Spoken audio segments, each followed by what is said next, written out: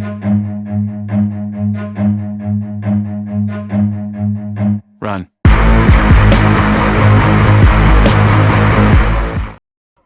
Bienvenue à toutes, bienvenue à tous, c'est Christelle pour les LGB Live, ici sur Grand Puy dans le 77, la raffinerie. Alors bonjour Paul, vous allez nous parler de cette grève depuis le 5 décembre, reconductible à partir du 6 janvier, puisque vous avez une réunion exceptionnelle le 6 janvier.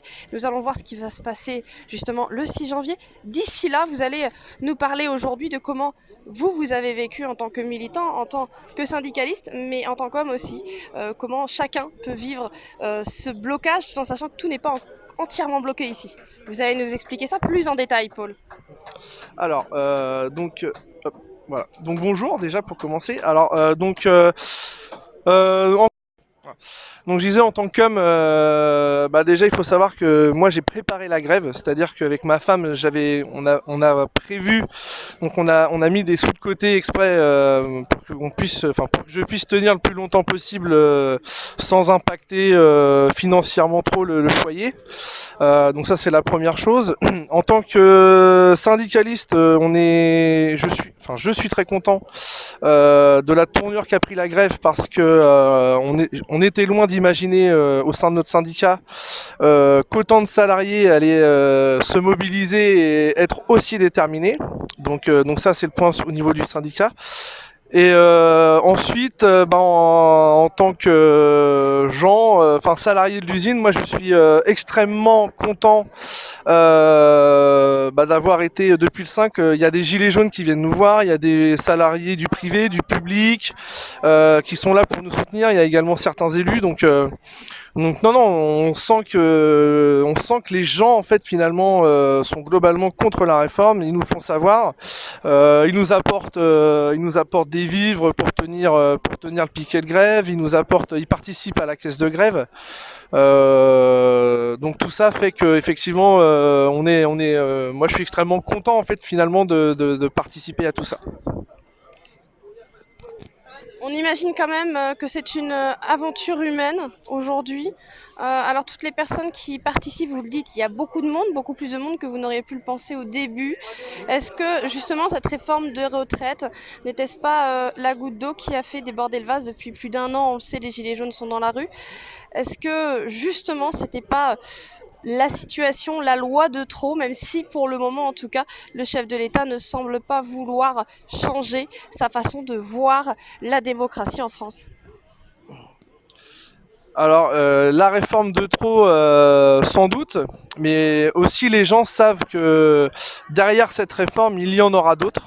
Les gens savent qu'il y aura d'autres réformes derrière. Donc par exemple on sait que en termes de projet, nous en tout cas on soupçonne que derrière la réforme des retraites, c'est l'abolition du salaire brut, la fin du salaire brut, et que par conséquent va en découler la fin de la sécurité sociale. Donc en fait les gens aussi en sont conscients que finalement la réforme des retraites déjà personne n'en veut, enfin la majorité des Français n'en veulent pas, mais qu'aussi derrière ça se joue un enjeu finalement de si on n'arrive pas à faire reculer le gouvernement sur cette réforme, derrière il y a d'autres réformes qui sont aussi impactantes et qui risquent de passer également.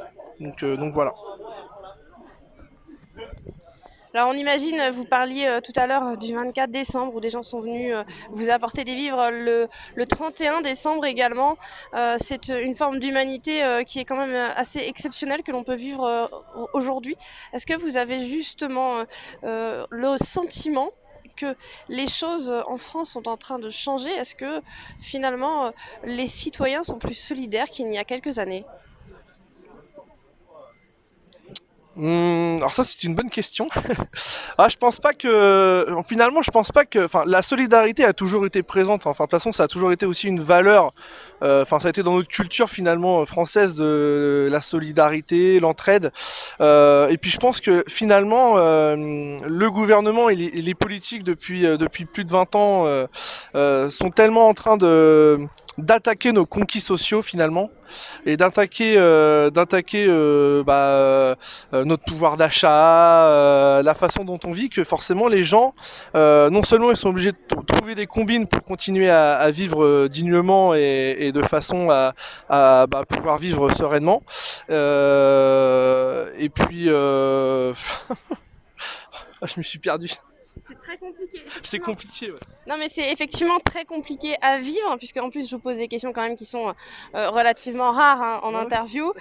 Pourquoi? Parce que c'est extrêmement important de prendre conscience aussi que c'est une pression énorme sur les individus qui sont dans ces blocages, que ce soit la RATP.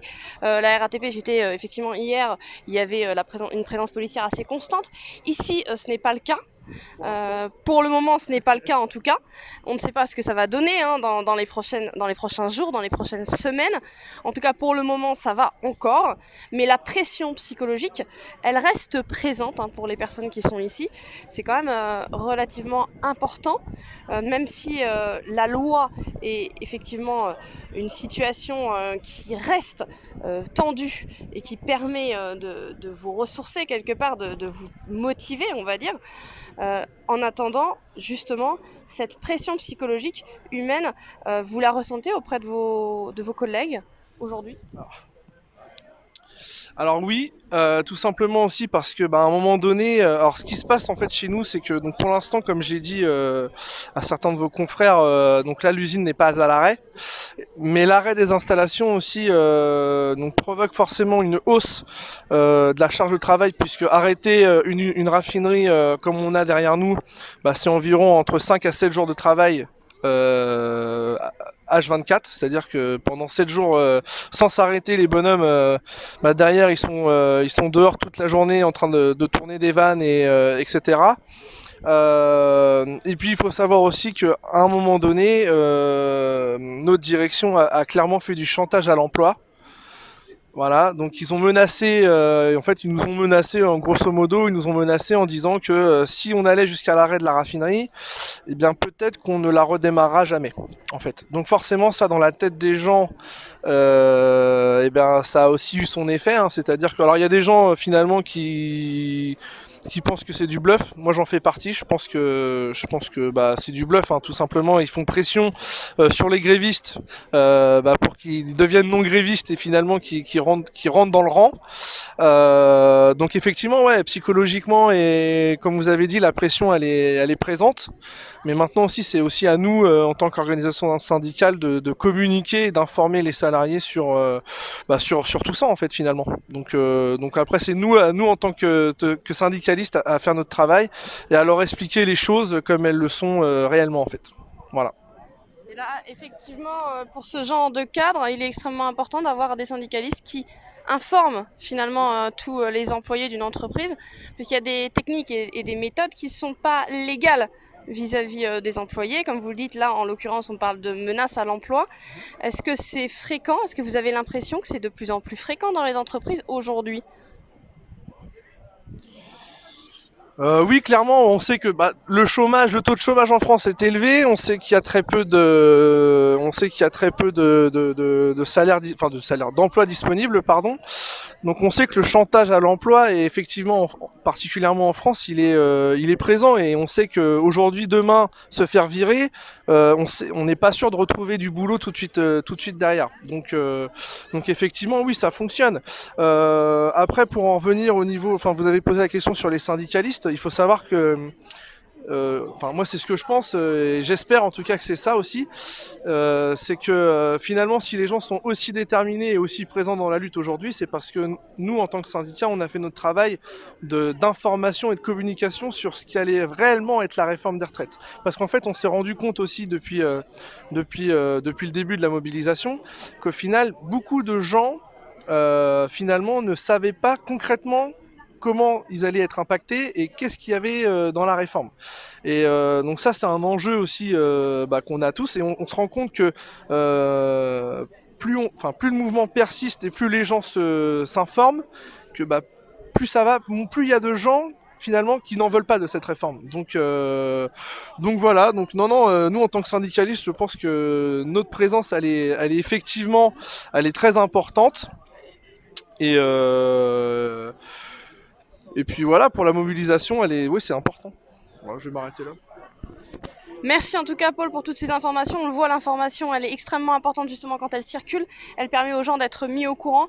On ne va pas revenir effectivement sur le débat du radicalisation ou pas, puisqu'en en ce qui concerne Grand Puy, il ne s'agit pas d'un blocage total pour le moment, mais quoi qu'il arrive, cette forme de blocage pourrait être consécutive simplement à des décisions d'État, puisque pour le moment, la situation reste bloquée suite effectivement au blocage, on va dire plutôt, du gouvernement qui ne souhaite pas ni revoir sa loi, ni en rediscuter pour le moment. Merci en tout cas infiniment à vous, Paul.